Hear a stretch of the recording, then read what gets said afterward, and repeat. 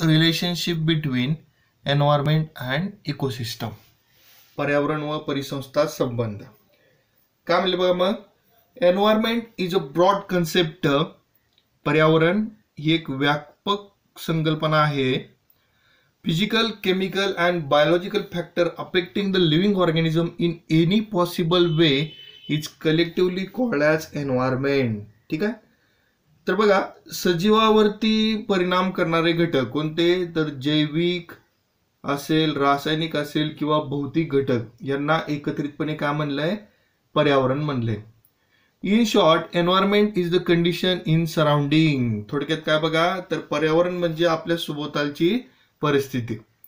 It includes many biotic, abiotic, natural and artificial factor. तर याच्यामध्ये कोणकोणत्या गोष्टी समाविष्ट आहेत बघा, तर जैविक, अजैविक, नैसर्गिक आणि मानवनिर्मित घटक.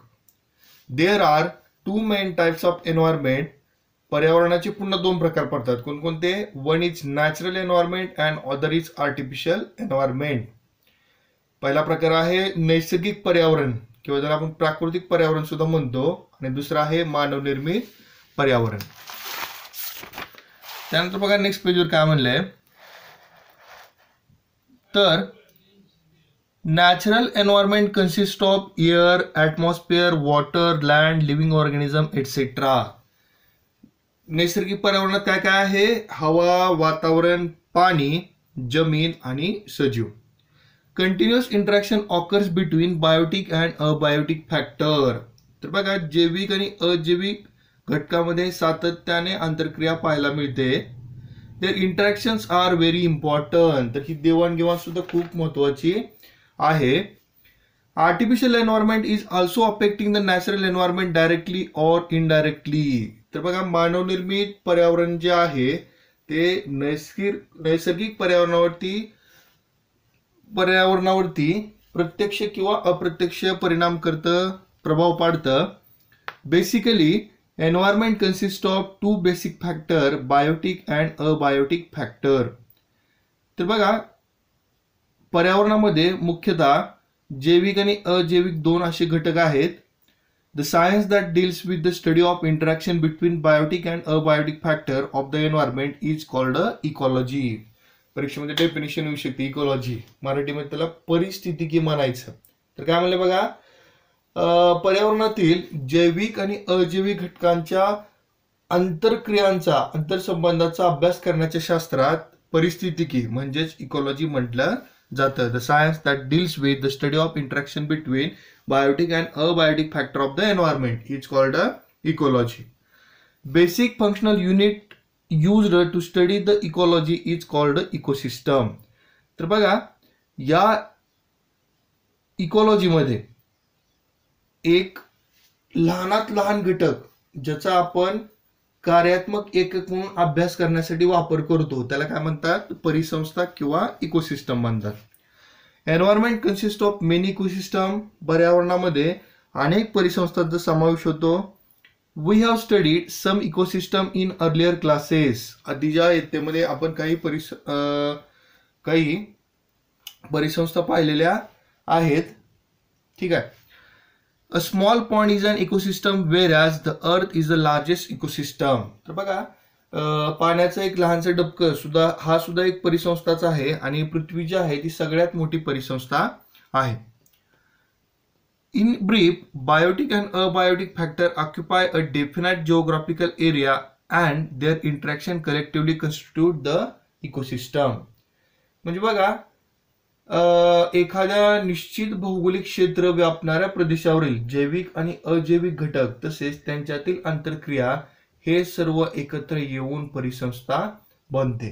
म्हणजे कोणतेही असेल बघा, टेरेस्ट्रियल असेल, ॲक्वॅटिक असेल, ओके, म्हणजे तो रिजन आणि त्या ठिकाणी असणारी बायोटिक आणि अबायोटिक इंटरॅक्शन.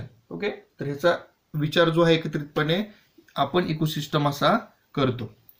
तर एक प्रश्न आला पुन्हा, which cycles are operated in environment. पर्यावरणामध्ये कोणकोणती चक्रे कार्यरत असतात. ओके, तर बघा, mainly in environment biogeochemical cycle आपल्याला पाहायला मिळतात, ज्याला आपण जैव भूरासायनिक चक्र सुद्धा म्हणतो. पुन्हा त्याचे दोन प्रकार आहेत, एक आहे गॅसियस आणि दुसरा आहे सेडिमेंटरी, ज्याला आपण वायुचक्र आणि दुसरा आहे सेडिमेंटरी. वायुचक्रामध्ये पुन्हा नायट्रोजन ऑक्सिजन सायकल आहे, कार्बन सायकल आहे, किंवा सेडिमेंटरी मध्ये फॉस्फरस सायकल आहे.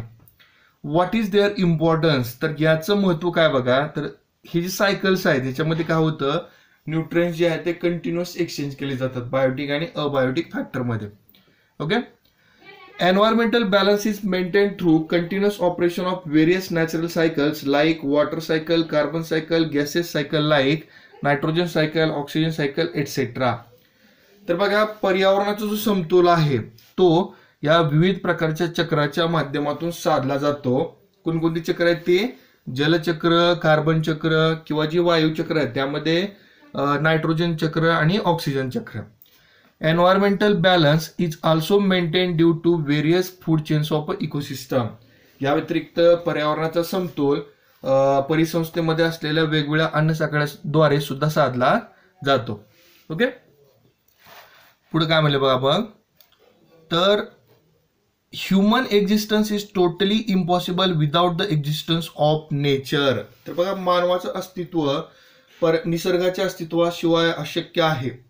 Hence, it is basic responsibility of human being to preserve the nature without disturbing its balance. ठीक आहे.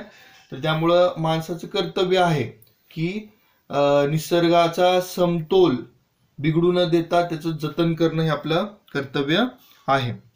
It is said that we have got this earth planet on lease from our future generation and not as an ancestral property from our ancestor. ठीक आहे. तर बघा, असं म्हटलं जातं की पूर्वजाकडून आपल्याला ही जी पृथ्वी आहे ती वारसा हक्काने मिळालेली नाही, तर पुढच्या पिढीकडून ती उसनवारीवर मिळालेली आहे. So hence we should not forget to conserve it for our self and for future generation. म्हणून आपल्यासाठी आणि पुढच्या पिढीसाठी ती ठेव सांभाळायची आहे, हे आपण कदापि विसरून चालणार नाही. म्हणजे कॉन्झर्वेशन किती इम्पॉर्टंट आहे बघा. झाडे लावा झाडे जगवा ही जी संकल्पना आहे ती आपण अंमलात आणणं गरजेचं आहे.